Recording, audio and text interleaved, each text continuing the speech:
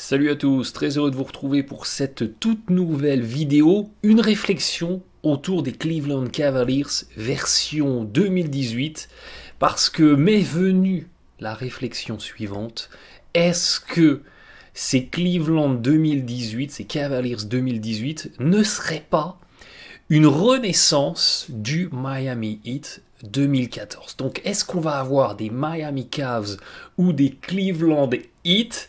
Eh bien, c'est ce que je vous propose de développer dans cette vidéo. Pourquoi je vous parle de ça? Eh bien, pas uniquement parce que Dwyane Wade vient de rejoindre cet effectif des Cavaliers, mais parce que, comme je vous le disais, suite à l'arrivée de Dwyane Wade, eh bien, je trouve qu'il est en train de se créer énormément de similitudes entre ces deux équipes, entre ces deux escouades. Alors, est-ce que les Cavs vont avoir le même destin que le Heat 2014, à savoir perdre en finale NBA? J'en ai aucune idée. Mais vous allez voir qu'il y a vraiment des similitudes qui sont intéressantes et qui tactiquement peuvent être à creuser justement pour ces Cavs 2018 et c'est ce que je vous propose de découvrir ensemble tout de suite. Alors vous le savez bien entendu, Dwyane Wade a rejoint cette équipe des Cavs via un buyout, donc Chicago a racheté la dernière année de contrat de Dwyane Wade qui s'est retrouvé agent libre et il a signé au salaire minimum un peu plus de 2 millions de dollars du côté des Cavs. Attention, 2 millions de dollars dans le salary cap, mais en fait pratiquement 12 millions de dollars pour Cleveland avec le jeu de la taxe de luxe. Donc du côté des Cavs, eh bien, on a payé entre guillemets assez cher Dwyane Wade, mais qu'est-ce qu'on ferait pas côté Cavs, eh bien, pour s'attirer les faveurs de LeBron James et puis avoir l'opportunité d'ajouter un joueur du calibre de Dwyane Wade dans l'équipe, eh bien ça peut être toujours la bienvenue, même si fondamentalement c'est pas forcément sur le poste d'arrière que les Cavs avaient le plus de besoin. Mais ils ont, par un jeu de chaise musicale ou par un jeu de domino, c'est ce que vous allez voir, réussi très très bien à réajuster l'effectif suite à l'arrivée de Dwyane Wade. En effet, on a eu écho dans la presse spécialisée du nouveau 5 proposé par cette équipe des Cavs à l'occasion de l'exercice 2017-2018 et ça va être le retour du 5-out en attaque. Ça va être le retour de 5 extérieurs, en fait, 5 joueurs qui commencent la séquence d'attaque au-delà de la ligne à 3 points. Et ça ressemble énormément au jeu de Miami et spécifiquement en 2014. Le principal 5 du Heat 2014, je vous le rappelle, Chalmers, Wade, James, Battier et Chris Bosh, donc très très petit, vraiment du small ball, très rapide, relativement défensif et surtout très très très aéré.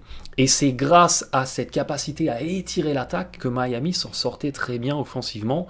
On va revenir là-dessus. Eh bien, justement, ces Cavs, ils ont annoncé utiliser la saison prochaine un 5 avec, dès qu'il sera rétabli, Thomas et vraisemblablement Dwyane Wade intronisé dans le 5 de départ sur la ligne arrière. Et ensuite un front de courte avec Crowder, James et Kevin Love. Donc Tristan Thompson est sorti du 5 de départ. Crowder fait son entrée dans le 5 sur le poste 3, sur le poste 4.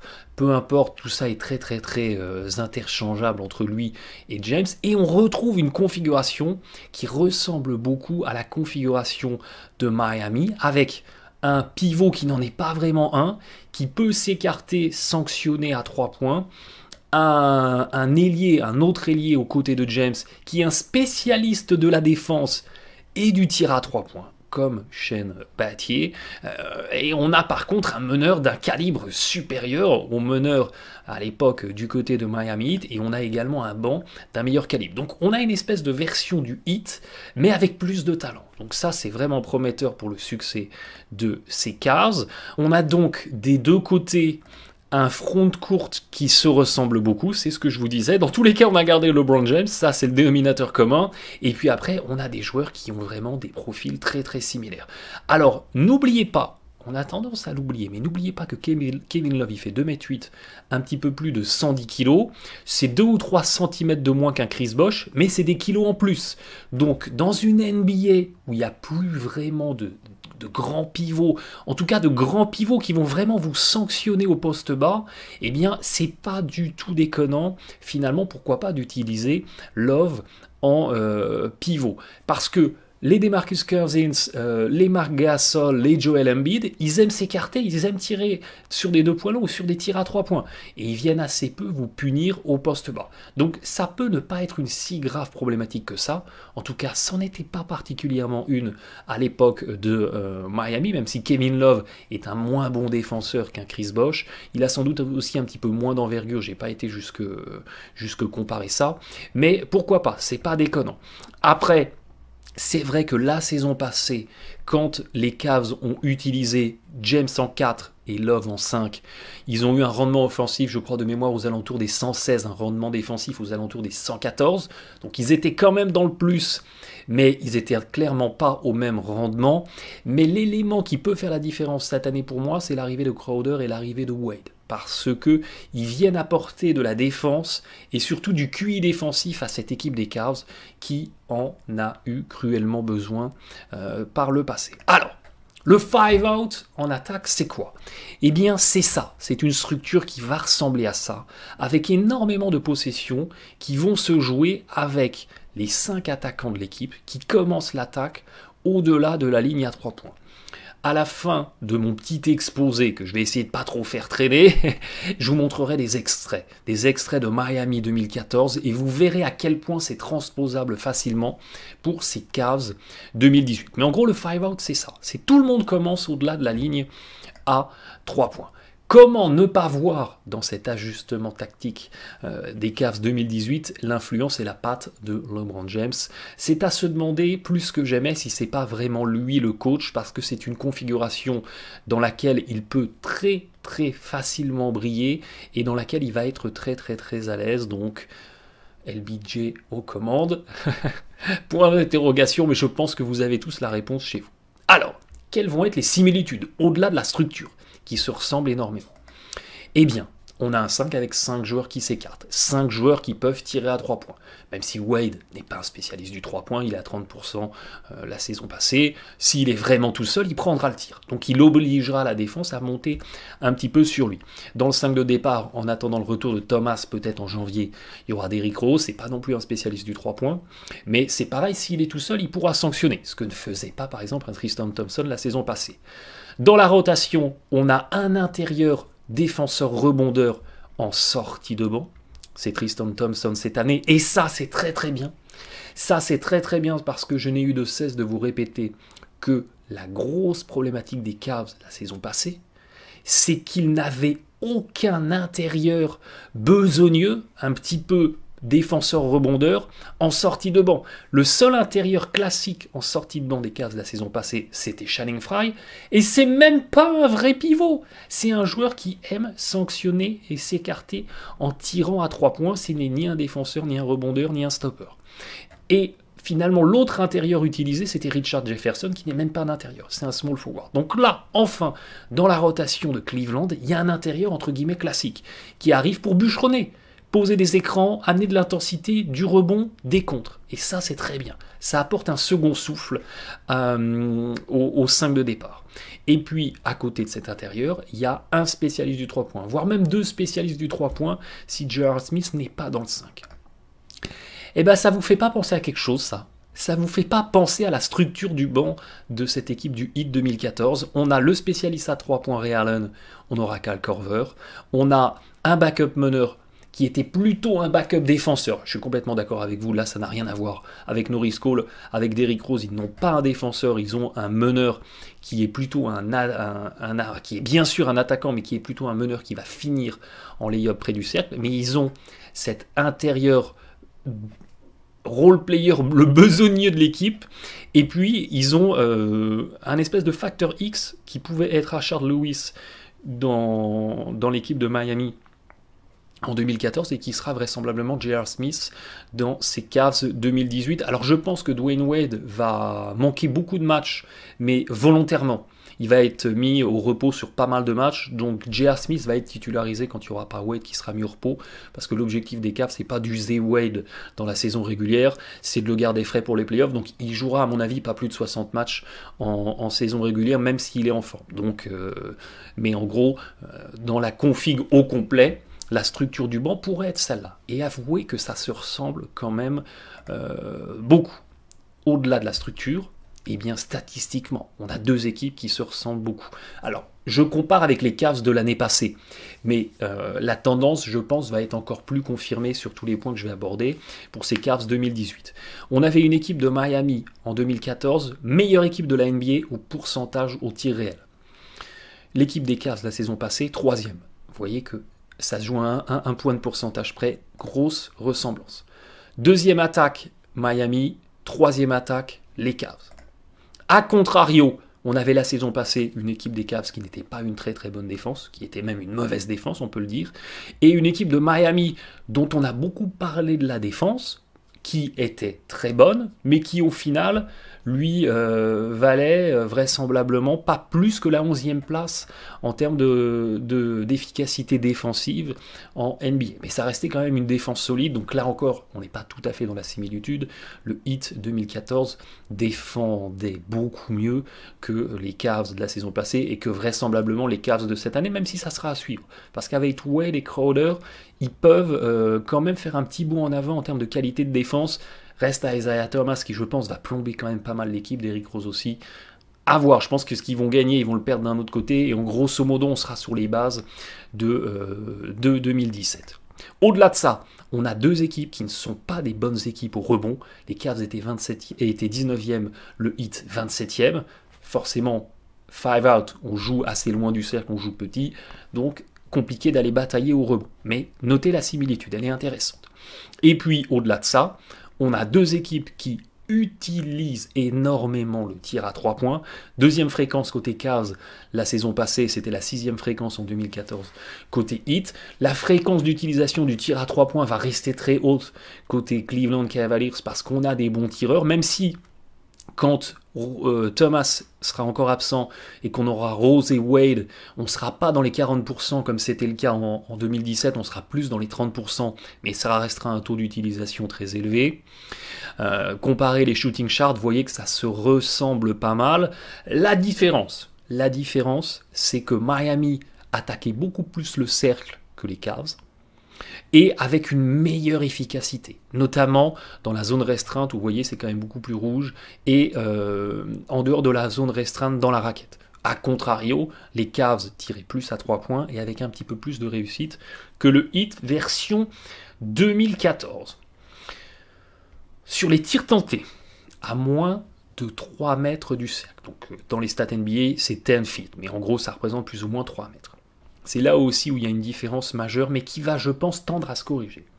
La saison passée, les Cavs, ils avaient la 28e utilisation en termes de fréquence des tirs tentés à moins de 3 mètres. Donc, les tirs tentés par là, si vous voulez.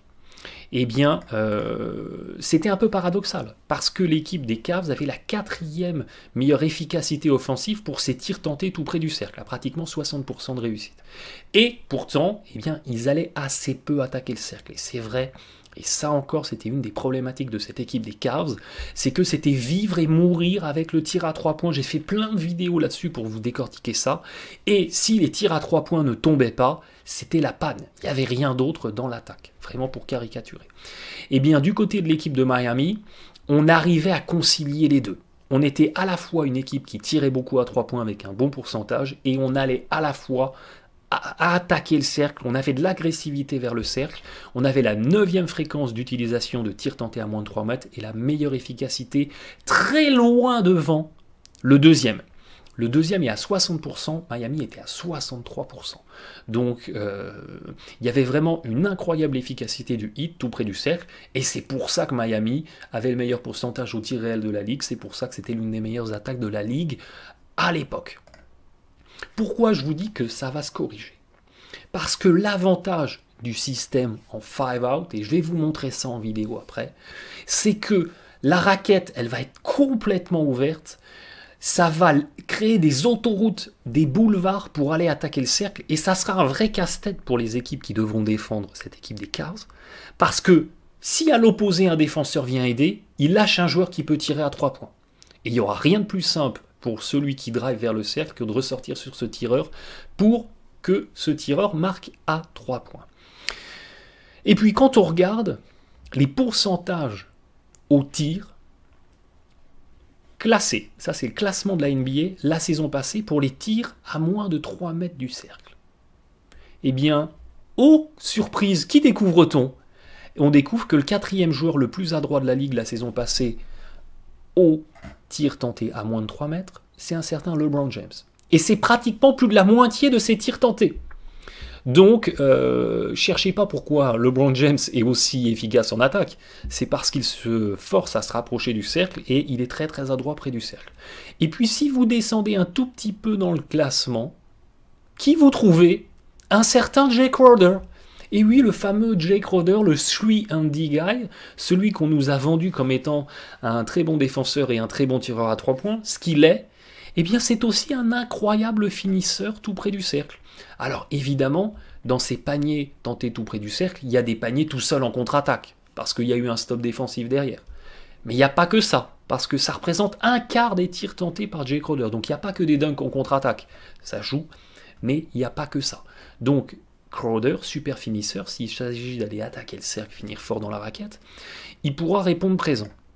Et puis au-delà de ça, eh bien, vous vous rendez compte que la saison passée, un Rose a tenté pratiquement 60% de ses tirs tout près du cercle, il est à 52%. Wade, 40%, il est à 52%. Vous allez un petit peu plus en profondeur dans le classement, vous trouvez Thomas qui a 54% de réussite, 42% de fréquence. Vous voyez, on voit souvent le petit Thomas tirer à 3 points, faire des step back à mi-distance. Eh bien, 40% de ses tirs, il allait les tenter dedans, hein, au charbon, malgré son petit 1m80. Et avec un très bon pourcentage de réussite. En gros, 52-52, 54 là pour Thomas, c'est le milieu de tableau. Donc c'est pas excellentissime, mais ça reste bien. Ça reste bien, surtout quand vous en tentez beaucoup, parce que plus ces tirs-là, ils pèsent dans votre sélection de tir, et bien plus votre pourcentage il est tiré vers le haut, parce que c'est quand même 53% de réussite. Donc c'est pas rien. Et à titre de comparaison, par exemple, la saison passée, un J.R. Smith, c'est 9% seulement de son total de tirs tentés à moins de 3 mètres du cercle, et c'est seulement 40% de réussite dans ces tirs-là. Donc, en fait, Rose, Wade et Thomas, tous les petits nouveaux, ils apportent quelque chose en plus à cette équipe des Cavs, c'est de la dangerosité dans les agressions du cercle, dans les drives vers le cercle. Et ça, c'est une très très bonne nouvelle, parce que ça va permettre aux Cavs de sortir du bombardement massif à 3 points, qu'ils continueront d'utiliser, mais il n'y aura pas que ça. C'est là où je veux en venir. Et puis, il y a une autre très très bonne nouvelle dans ces Cavs 2018, qui va effectivement nous ramener encore un petit peu du Heat 2014, c'est l'arrivée d'autres playmakers. Alors j'ai été chercher une statistique qui est un petit peu compliquée, mais en gros pour faire simple, c'est le pourcentage, si vous voulez, de passes décisives générées par rapport au nombre de balles qu'a eu un joueur en match. Parce que c'est bien beau de dire un joueur fait 5 passes décisives dans un match, mais combien de fois il a touché la balle dans une rencontre? S'il l'a touché que 10 fois, et que les 10 fois où il l'a eu, il a fait 5 passes, c'est extraordinaire. Il est à 50% de génération de passes, si vous voulez. Par contre, s'il a eu 100 fois le ballon en match, ou qu'il l'a eu à chaque possession, et qu'il a fait que 5 passes décisives, c'est pas un joueur qui est un grand créateur, qui est un grand playmaker. Vous en conviendrez. Donc, toujours, stat avancé, je relativise. Eh bien, la saison passée, vous prenez tout le 5 majeur de cette équipe des Cavs, et vous arrivez à un total, si vous voulez, de capacité à générer des passes décisives à 54,5. Gardez ce chiffre en tête.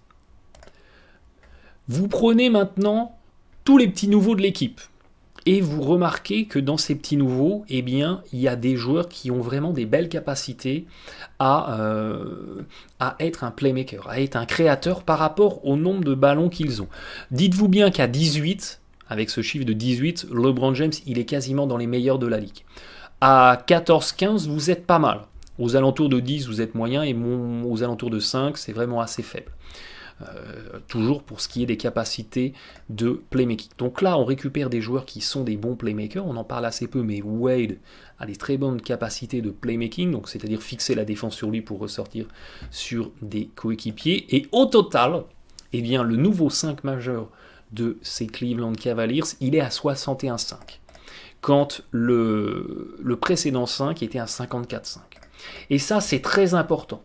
C'est très important pour la bonne santé de cette équipe des Cavs, parce que la saison passée, Cleveland était seulement 20e de la NBA sur le pourcentage de passes décisives générées. Et oui, cette équipe des Cavs, je vous en ai parlé, mais elle tombait trop souvent dans la facilité avec de l'isolation très statique, il ne se passe rien, ça ne crée pas pour le coéquipier, et c'est très facile à défendre. Et c'est comme ça que face aux très très bonnes défenses de la ligue, notamment les Warriors en finale, c'est comme ça que face à ces très bonnes défenses, cette équipe des Cavaliers, elle avait un petit peu de mal. Elle avait un petit peu de mal.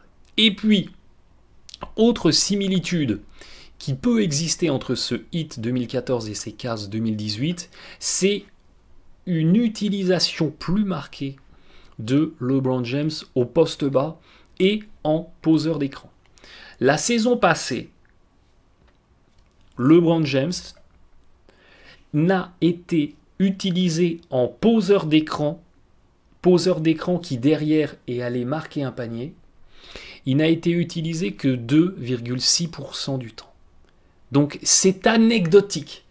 Le James en poseur d'écran qui derrière score, c'est anecdotique en 2017, et pourtant il est à 96% de niveau d'efficacité dans ses paniers marqués après avoir posé un écran, quand il est ce qu'on appelle le rollman, celui qui ouvre au panier.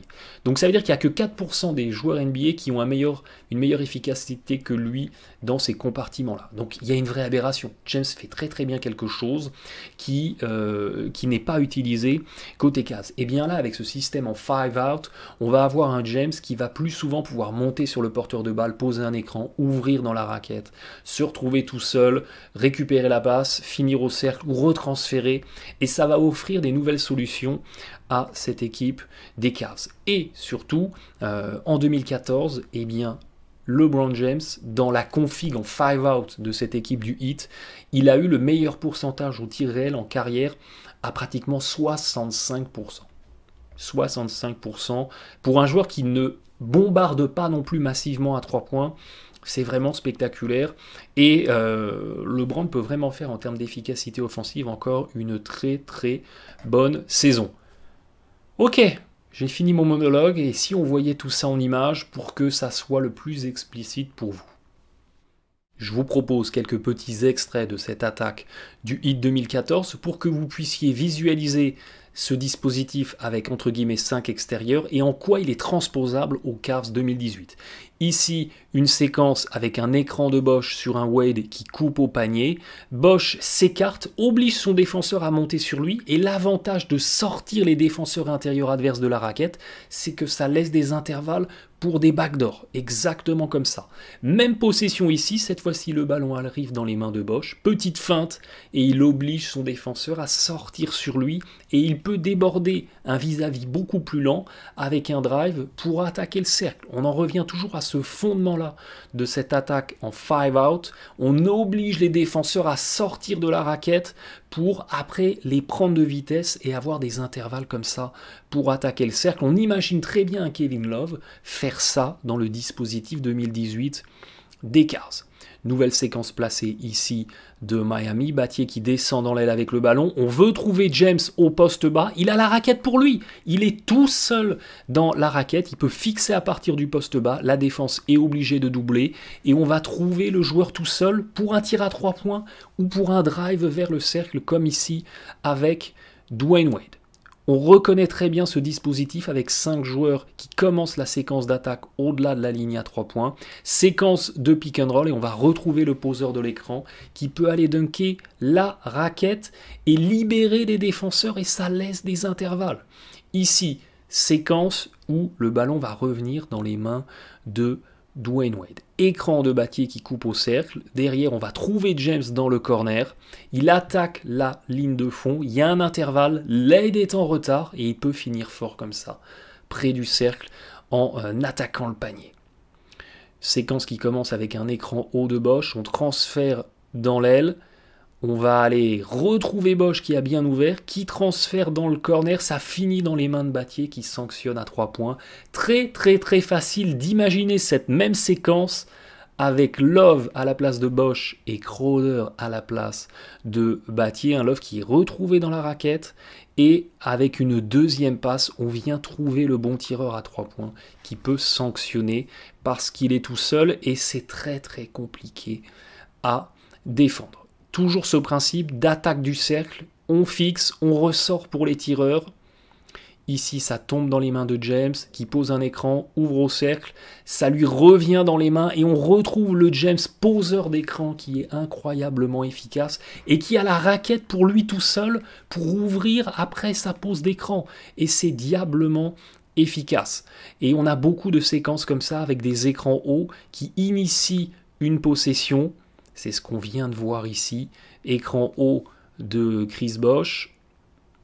Il retransfère sur Wade. Il va y avoir une petite séquence en jeu à deux. Vous voyez que tous les défenseurs adverses sont obligés de sortir de la raquette. Bosh, il flash dans la raquette, attire la défense, ça revient dans les mains d'un tireur dans le corner, obligé de sortir sur lui, ça laisse un intervalle et on peut aller attaquer le cercle comme ça, juste après derrière. Alors défensivement, vous allez me dire qu'est-ce que ça va donner? Parce que c'est bien beau d'être rapide, c'est bien beau d'être vif, d'être petit, mais face aux adversaires adverses de grande taille, qu'est-ce que ça peut donner? Eh bien ça va donner ça. Ça va donner un LeBron James ou un Jay Crowder qui, face à leur vis-à-vis plus grand, vont passer devant. Et à l'opposé, on va avoir un défenseur qui va venir flotter pour être en aide en cas de passe lobée. Et puis dès lors que la passe n'est pas faite, eh bien chacun reprend son placement originel. Alors bien entendu, on ne sera pas à l'abri côté Cavs, comme on n'était pas à l'abri côté Heat, de petites séquences en high-low, où comme ça, on va aller trouver une passe lobée vers l'intérieur qui peut finir fort près du cercle. Mais in fine, ces séquences arrivent peu souvent, et ça vaut le coup de prendre le risque de passer devant. Et puis, si on a une très très bonne défense, comme ici, avec Miami, où on va aller trapper le porteur de balle sur le pick and roll, obligé de retransférer. Après la passe de transfert, voyez que Bosh, qui était sorti très haut, est venu reprendre le sien. Il y a un replacement, nouvel écran. On a cette nouvelle trappe avec deux défenseurs qui sortent très haut. On a un Battier à l'opposé qui vient flotter entre deux attaquants. Il reprend ensuite le sien parce que la passe ne s'est pas faite vers le poseur de l'écran. Beaucoup de secondes se sont égrenées sur l'horloge et l'adversaire obligé de tenter un 2 points rapide, précipité et bien défendu. Alors on vient de le voir, ce dispositif en fire out, il peut permettre beaucoup de choses très très très intéressantes à ces Cavs 2018 avec un fondement tout simple. On oblige l'adversaire direct à sortir de la raquette et derrière on en profite pour attaquer les intervalles, pour attaquer entre deux défenseurs, obliger l'aide à venir sur le porteur de balle pour ressortir sur un tireur à 3 points qui peut sanctionner, ou bien si l'aide ne vient pas, on vient dunker, on vient finir fort en dessous. L'arrivée de Thomas, l'arrivée de Wade, l'arrivée de Crowder permet d'ajouter à cette escouade des Cavs des joueurs en capacité d'exploser comme ça dans les intervalles, de finir fort près du cercle et aussi de ressortir avec des bonnes capacités de playmaking sur le joueur tout seul ou sur l'intérieur qui aura flashé ou sur l'ailier qui aura coupé dans le backdoor. Donc ça va offrir à cette équipe des Cavs des solutions en plus qu'elle n'avait pas forcément la saison passée. Et ça c'est très très bien parce que les Cavs sont très très forts près du cercle et s'ils arrivent à tenter plus de tirs près du cercle, ils seront très très efficaces en attaque. Après, Cleveland n'aura vraisemblablement pas le niveau défensif que pouvait avoir Miami en 2014. Par contre, Cleveland aura vraisemblablement une meilleure efficacité au-delà de la ligne à 3 points que cette équipe du Heat 2014. Donc, ce qu'on va perdre en qualité de défense, on va le gagner en qualité d'attaque. Cleveland restera une défense relativement moyenne, voire mauvaise, mais l'objectif, c'est d'être encore meilleur en attaque et finalement de faire en sorte que ces lacunes défensives ne se voient pas trop. Donc il y a de la cohérence, ça paraît tactiquement effectivement bien vu et ça colle avec la structure, avec le personnel dont dispose cette équipe des Cavs. Là où j'ai un petit peu plus d'inquiétude, c'est dans la capacité de coaching de cette équipe de Cleveland. Parce que la force de Miami, c'est qu'ils avaient un coach qui s'appelle Erik Spoelstra et qui n'est pas n'importe qui. Erik Spoelstra, il est très très respecté dans le business, c'est un très très bon coach et c'est quelqu'un qui est juste dans son coaching. Il n'a pas peur de dire aux stars de l'équipe qu'elles font de la merde. Et ça, c'est une force, croyez-moi, dans la NBA. Et pourquoi Miami était aussi fort? Pourquoi LeBron James, Dwayne Wade, Chris Bosh étaient aussi forts? Parce que quand ils n'étaient pas au niveau, Spoelstra allait les voir en leur disant « Là, t'as fait de la merde. Ressaisis-toi parce que ce que tu fais, c'est pas bien. » Je ne suis pas convaincu que Tyronn Lue ait cette capacité-là.